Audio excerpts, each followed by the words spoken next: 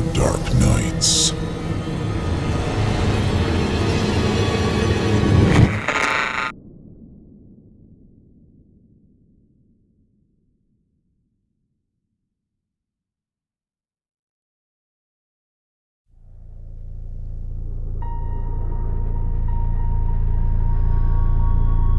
Smee by A.M. Burrage, narrated by David Lewis Richardson.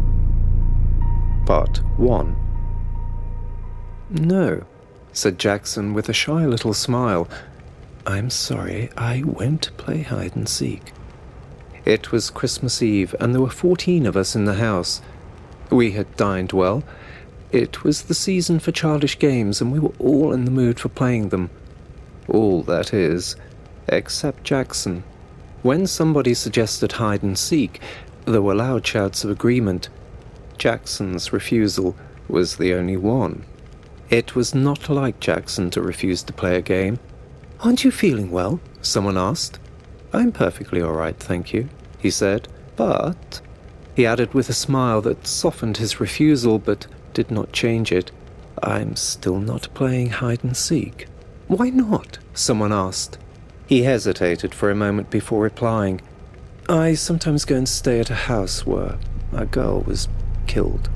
She was playing hide-and-seek in the dark. She didn't know the house very well. There was a door that led to the servants' staircase. When she was chased, she thought the door led to a bedroom. She opened the door and jumped, and landed at the bottom of the stairs. She broke her neck, of course." We all looked serious. Mrs. Fernley said, "How terrible! And were you there when it happened?" Jackson shook his head sadly. "No," he said, "but I was there when something else happened. Something worse." "What could be worse than that?" "This was," said Jackson. He hesitated for a moment, then he said, "I wonder if any of you have ever played a game called Smee. It's much better than hide-and-seek. The name comes from It's Me, of course. Perhaps you'd like to play it instead of hide-and-seek. Let me tell you the rules of the game. Every player is given a sheet of paper. All the sheets except one are blank. On the last sheet of paper is written Smee. Nobody knows who Smee is except Smee himself or herself. You turn out the lights and Smee goes quietly out of the room and hides. After a time, the others go off to search for Smee, but of course they don't know who they are looking for. When one player meets another, he challenges him by saying, "Smee?" The other player answers, "Smee," and they continue searching. But the real Smee doesn't answer when someone challenges. The second player stays quietly beside him.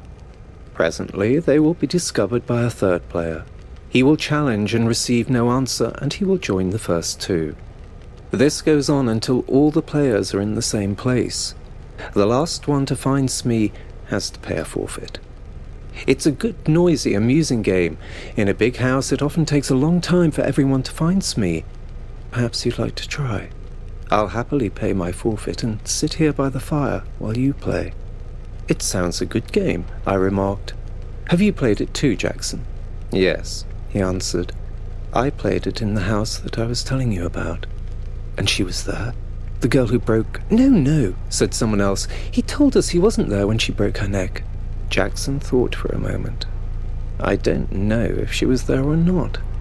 I'm afraid she was. I know that there were 13 of us playing the game, and there were only 12 people in the house. And I didn't know the dead girl's name. When I heard that whispered name in the dark, it didn't worry me. But I tell you, I'm never going to play that kind of game again. It made me quite nervous for a long time. I prefer to pay my forfeit at once." We all stared at him. His words did not make sense at all. Tim Vouse was the kindest man in the world. He smiled at us all. "This sounds like an interesting story," he said. "Come on, Jackson, you can tell it to us instead of paying a forfeit." "Very well," said Jackson, and here is his story. Part 2. Have you met the Sangstons? They are cousins of mine, and they live in Surrey. 5 years ago they invited me to go and spend Christmas with them. It was an old house with lots of unnecessary passages and staircases. A stranger could get lost in it quite easily. Well, I went down for that Christmas.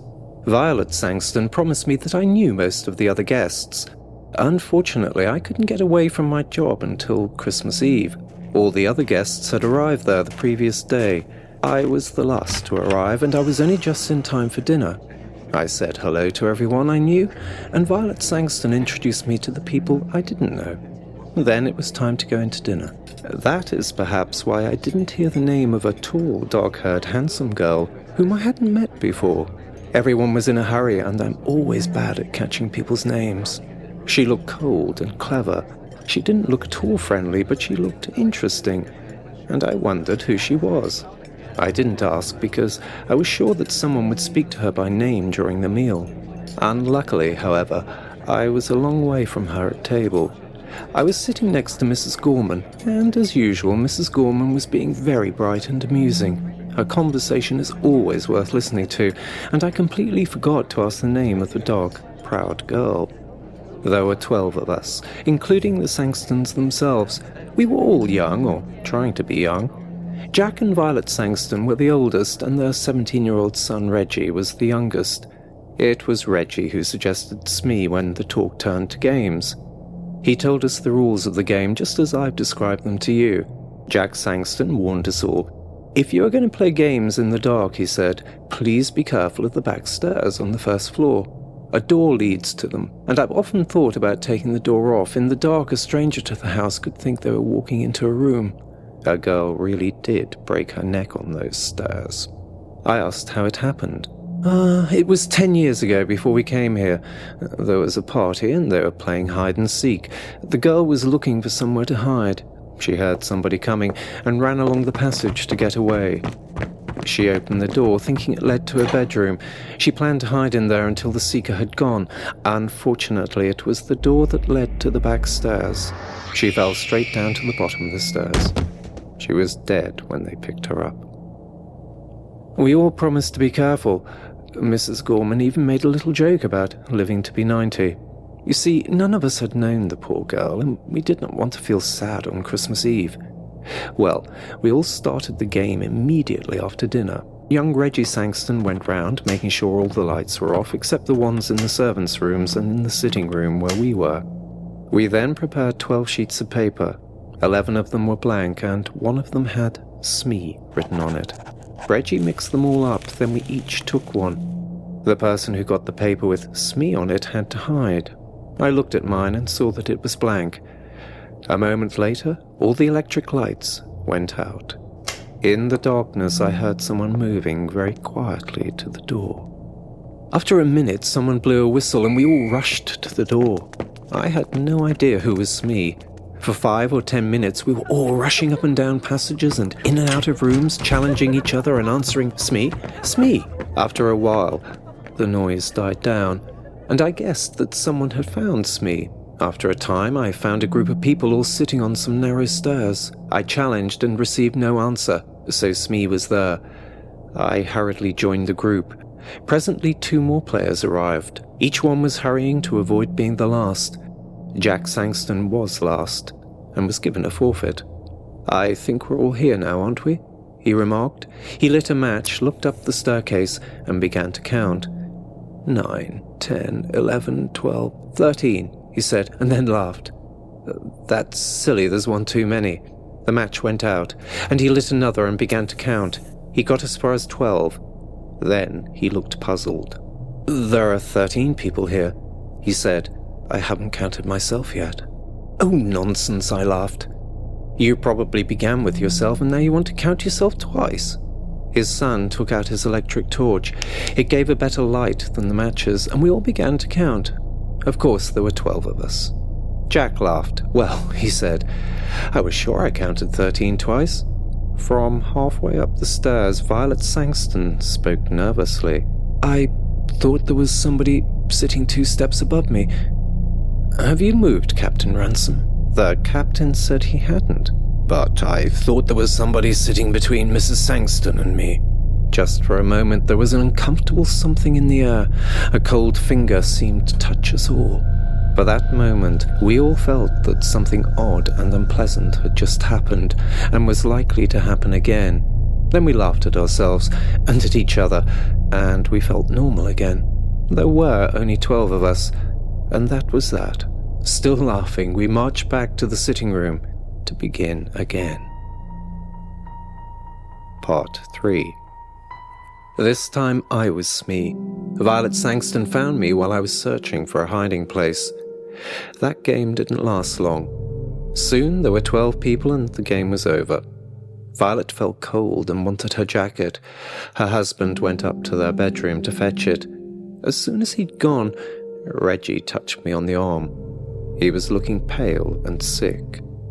"Quick," he whispered. "I've got to talk to you. Something horrible has happened." We went into the breakfast room. "What's the matter?" I asked. "I don't know. You were Smee last time, weren't you?" "Well, of course, I didn't know who Smee was. While Mother and the others ran to the west side of the house and found you, I went east. There's a deep clothes cupboard in my bedroom. It looked like a good hiding place. I thought that perhaps Smee might be there. I opened the door in the dark and touched somebody's hand." "Smee?" I whispered. There was no answer. I thought I'd found Smee. Well, I don't understand it, but I suddenly had a strange, cold feeling.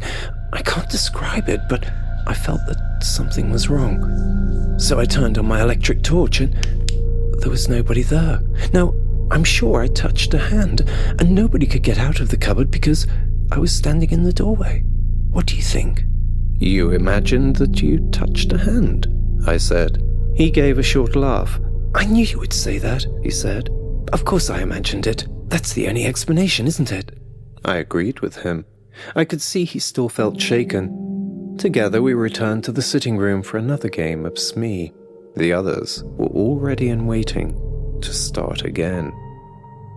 Part 4. Perhaps it was my imagination, although I'm almost sure that it was not. But I had a feeling that nobody was really enjoying the game anymore, but everyone was too polite to mention it. All the same, I had the feeling that something was wrong. All the fun had gone out of the game. Something deep inside me was trying to warn me. "Take care," it whispered. "Take care." There was some unnatural, unhealthy influence at work in the house. Why did I have this feeling? Because Jack Sangston had counted 13 people instead of 12? Because his son imagined he had touched someone's hand in an empty cupboard? I tried to laugh at myself, but I did not succeed. Well, we started again. While we were all chasing the unknown Smee, we were all as noisy as ever, but it seemed to me that most of us were just acting. We were no longer enjoying the game. At first I stayed with the others, but for several minutes no Smee was found. I left the main group and started searching on the first floor at the west side of the house, and there, while I was feeling my way along, I bumped into a pair of human knees. I put my hand out and touched a soft, heavy curtain. Then I knew where I was. There were tall, deep windows with window seats at the end of the passage. The curtains reached the ground. Somebody was sitting in a corner of one of the window seats, behind a curtain. Aha, I thought, I've caught Smee. So I pulled the curtain to one side and touched a woman's arm. It was a dark, moonless night outside. I couldn't see the woman sitting in the corner of the window seat. "Smee?" I whispered. There was no answer. When Smee is challenged, he or she does not answer. So I sat down beside her to wait for the others. Then I whispered, "What's your name?" And out of the darkness beside me, the whisper came, "Brenda Ford." Part 5. I did not know the name, but I guessed at once who she was. I knew every girl in the house by name except one, and that was the tall, pale, dark girl. So here she was, sitting beside me on the window seat, shut in between a heavy curtain and a window. I was beginning to enjoy the game. I wondered if she was enjoying it too. I whispered one or two rather ordinary questions to her, and received no answer. Smee is a game of silence. It is a rule of the game that Smee and the person or persons who have found Smee have to keep quiet. This, of course, makes it harder for the others to find them, but there was nobody else about. I wondered, therefore, why she was insisting on silence. I spoke again and got no answer. I began to feel a little annoyed.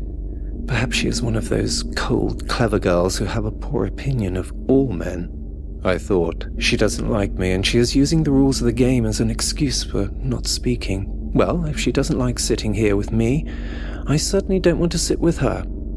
I turned away from her. I hope someone finds us soon, I thought. As I sat there, I realized that I disliked sitting beside this girl very much indeed. That was strange. The girl I had seen at dinner had seemed likable in a cold kind of way. I noticed her and wanted to know more about her, but now I felt really uncomfortable beside her. The feeling of something wrong, something unnatural, was growing. I remembered touching her arm, and I trembled with horror. I wanted to jump up and run away. I prayed that someone else would come along soon. Just then, I heard light footsteps in the passage. Somebody on the other side of the curtain brushed against my knees. The curtain moved to one side, and a woman's hand touched my shoulder. "Smee," whispered a voice that I recognized at once. It was Mrs. Gorman. Of course, she received no answer. She came and sat down beside me, and at once, I felt very much better. "It's Tony Jackson, isn't it?" she whispered. "Yes," I whispered back. "You're not Smee, are you?" "No, she's on my other side." She reached out across me. I heard her fingernails scratch a woman's silk dress. "Hello, Smee. How are you? Who are you?" "Oh, it's against the rules to talk. Never mind, Tony. We'll break the rules. Do you know, Tony, this game is beginning to annoy me a little. I hope they aren't going to play it all evening. I'd like to play a nice, quiet game, all together beside a warm fire." "Me too," I agreed. "Can't you suggest something to them? There's something rather unhealthy about this particular game. I'm sure I'm being very silly, but I can't get rid of the idea that we've got an extra player, somebody who ought not to be here at all." That was exactly how I felt, but I didn't say so. However, I felt very much better. Mrs. Gorman's arrival had chased away my fears. We sat talking. "I wonder when the others will find us," said Mrs. Gorman. After a time, we heard the sound of feet and young Reggie's voice shouting, "Hello, hello, is anybody there?" "Yes," I answered. "Is Mrs. Gorman with you?" "Yes." "What happened to you? You've both got forfeits. We've all been waiting for you for hours." "But you haven't found Smee yet," I complained. "You haven't, you mean? I was Smee all this time." "But Smee is here with us," I cried. "Yes," agreed Mrs. Gorman. The curtain was pulled back and we sat looking into the eye of Reggie's electric torch. I looked at Mrs. Gorman, and then on my other side, between me and the wall, was an empty place on the window seat.